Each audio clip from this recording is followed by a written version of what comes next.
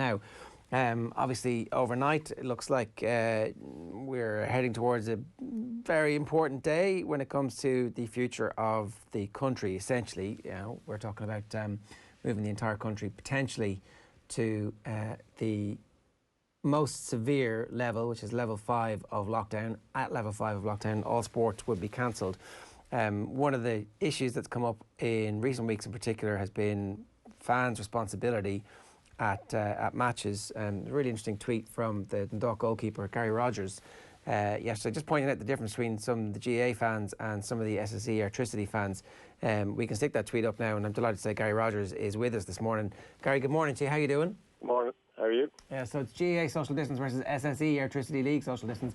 We should establish for everybody who's listening that you're centrally involved in GAA and have been a GAA goalkeeping coach, and I guess you played all sports as a kid, right? Yeah, I would have certainly played with plenty of GAA, and I played with the Meath senior team as well in the league in 2007. So it's certainly been a big part of my life as well. But it was an interesting viewpoint where you see the two differences in the crowds, and there's lots of evidence floating around there today, and I've been tagged in lots of pictures since of different grounds all over the country. Was it just frustration on your part that actually... Tell us, why did you put it up? That's a better question. I kind of put it up because I just seen the difference. Like, the FAI come in for a lot of flack, and deservedly so in some cases, but I think in this instance, the FAI have put in protocols and and followed the government guidelines and passed these on to the clubs, and the clubs have put them in place. So I feel that they deserve credit for doing the right thing and adhering to the guidelines. And in fairness, it's professional sport as opposed to club GAA matches, which is an amateur organisation, as we all know. But I was just highlighting the fact that the FAI and the clubs have been doing their business right and deserve credit for that. Is it just that we can't have nice things? Is that our problem in Ireland? That we just can't? We hate following rules so much that when somebody says you can sit here and here, we choose to sit in between? Look, you look back to, say, lockdown when there was no sport, and you think, everyone was missing sport, and there was, no matter who you spoke to, they were missing some sort of sport or something, and they're like, and then when you get it back, I suppose, and there's rules and regulations put in place, I think the very least you can do is adhere to them, and be grateful for the fact that you're back, going to games, playing the games, and doing what you enjoy. So, I don't think the guidelines were that difficult to follow. So, if we go into a lockdown, it's going to be a sad state of affairs for everybody.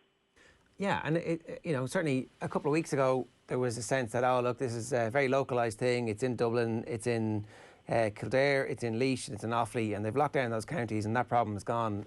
But that wasn't the case at all. And for whatever reason, people just decided that somehow the rules don't seem to apply to us. Yeah, well, look, it's rampant. It's everywhere. There's it's transpiring all over the country. And it's not just all down to football and soccer. It's general ways of life and parties and all the rest that's going on.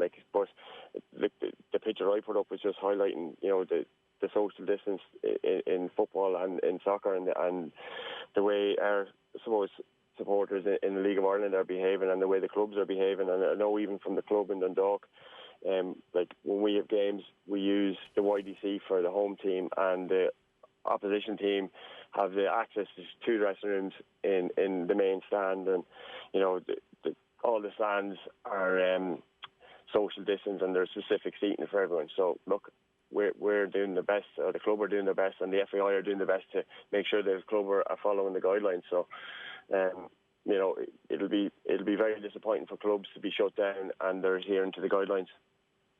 Gary, are you worried about what might come next? Because I think that the first lockdown has been negotiated. I think there's a general sense that the second one, going back into it again, can often be a tougher thing to do. Are you worried about kind of your teammates, about football in general in Ireland over the next little while? Yeah, it's hard to see. I suppose a lockdown not happening at the minute. The way the talk was yesterday, there's certainly tighter restrictions on the way, and I think we'll all feel the effect, whether GAA is closed down or soccer is closed down. We don't know just yet, but I'm sure it's worrying times. There's no doubt about that. If we go to level 5, that would mean an end to all sport for what they're saying is a 4-week period, and that would obviously be a couple of big games for you guys. Yeah, I say big games for us, but also you look at the other league teams that are trying to win a league and first division and stuff like that. Like, it's going to affect everybody. Like, if you call off the league, there's a lot at stake for everyone. Like, it's people's livelihoods and their jobs as much as anything else. So okay, we've got big games to look forward to, but it's people's livelihoods that we're messing with, and that's why I'm kind of glad that the clubs and the FAI have put in place the proper guidelines and adhered to them. So at least they can say, well, look, we played our part and we've done everything right, or try to anyway. I wonder, is it a case, Gary, where if we're lucky enough to have sport in a few weeks' time, that we just need to do a full reversal on crowds, or is that unfair to all the non-GAA crowds who've been showing up and safety distancing?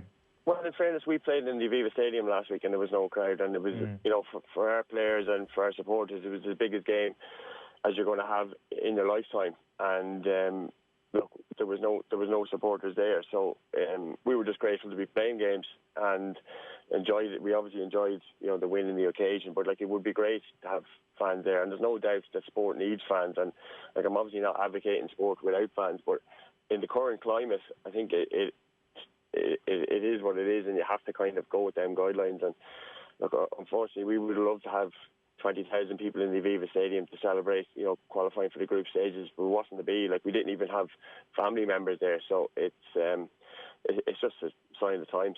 Yeah, but that's a sacrifice that you've got to make, despite the fact that it is, as you said, the biggest game of some people's lives, and it's a sacrifice worth making at the moment. Yeah, absolutely. Gary, great to have you with us. Thanks a million for joining us this morning. No problem at all. It's Gary Rogers there from obviously Dundalk, and as he said, a former Intercounty Meath Gaelic footballer, has been involved in the goalkeeping coaching side of Intercounty football, and did put that tweet up: GAA social distance versus SSE electricity social distance. And it's a picture from the Meath County final yesterday. Obviously, people sitting beside each other,